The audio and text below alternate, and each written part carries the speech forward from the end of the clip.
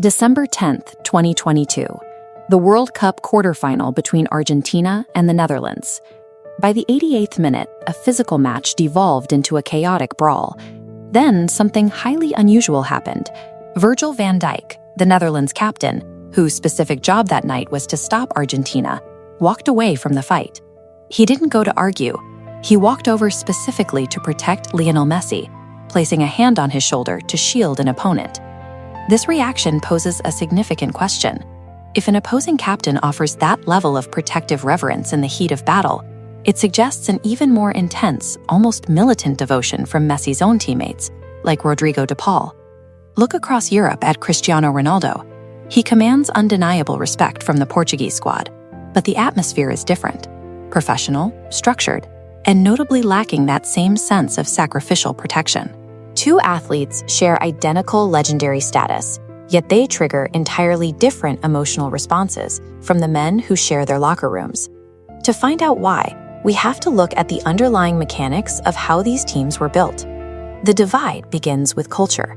European football is built on the collective system, a rigid grid where players act as connected units. In Latin America, culture is built on the religious-like elevation of the individual, celebrating the rule-breaking playmaker who can do what no one else can. This meant that current Argentine youngsters grew up viewing Messi as a sacred, untouchable deity rather than a peer. By the time they finally stepped into the dressing room as his teammates, a normal professional relationship was culturally impossible. Argentine manager Lionel Scaloni harnessed this worship. Over his 8-year tenure, he didn't just manage the team, he openly identified as a Messi fan, reinforcing Messi's status through every public word and tactical decision to create a unified family structure. Portugal operated under a different logic.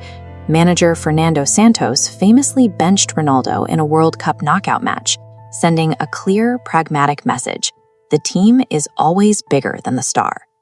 These responses are also driven by the geometry of their play. Ronaldo is a pure finisher. This role puts the tactical burden on his teammates to act as his suppliers, creating space and delivering crosses to serve his individual scoring statistics. This creates a transactional focus that can boil over. In February 2010, after Real Madrid won a late penalty, Xabi Alonso asked Ronaldo for the ball so he could score his first goal for the club. Ronaldo handed it over reluctantly, but while the team celebrated the goal, Ronaldo walked back to his half alone, looking visibly disappointed. Messi's tactical geometry is the inverse. As a playmaker, his function is to serve others.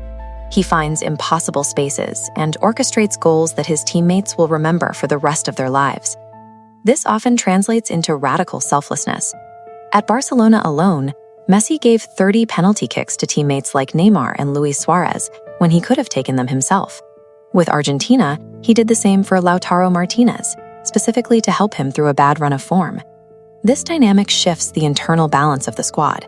Where Ronaldo's teammates often function as a support staff for a singular star, Messi's teammates operate as partners elevated by their leader. Beyond tactics, there is the factor of shared pain.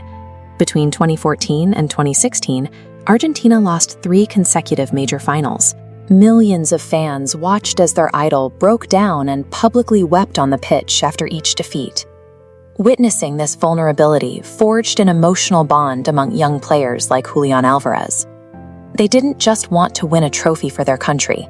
They felt a desperate personal need to win it specifically to end Messi's suffering. Portugal followed a different trajectory. Their early success in winning Euro 2016 removed that desperate pressure. Without the shared experience of repeated heartbreak, the same psychological blood bond never had the chance to form around Ronaldo. Their personal conduct in moments of friction further widened this gap. While Messi famously filmed a personal, humble apology for an unapproved trip at PSG, Ronaldo made headlines by refusing to come on as a substitute for Erik ten Hag, leaving the stadium before the match had even finished. Pure dominance commands awe, but an unbreakable psychological devotion is only forged through the combination of shared catastrophic pain and extreme personal humility. Ronaldo is treated as a great employee by his peers because he operates with the demanding, self-centered mindset necessary for individual athletic dominance. Messi is treated as an untouchable deity by his countrymen because he consistently subordinated his ego and elite talent to elevate the collective group.